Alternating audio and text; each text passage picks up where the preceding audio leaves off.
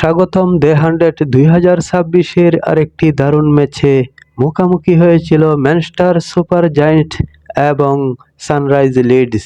প্রথমে ব্যাট করতে নেমে ম্যানচেস্টার সুপার জায়ান্ট 100 বলে 3 উইকেট হারিয়ে 181 রানের শক্তিশালী সংগ্রহ করে শুরু থেকেই তাদের ব্যাটাররা আক্রমণাত্মক ক্রিকেট খেলেন এবং বড় স্কোর দাঁড় করান।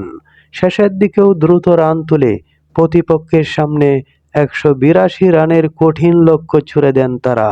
182 রানের লক্ষ্য তারা করতে নেমে শুরু থেকেই পাল্টা আক্রমণ চালায় সানরাইজ লিডসের ব্যাটাররা।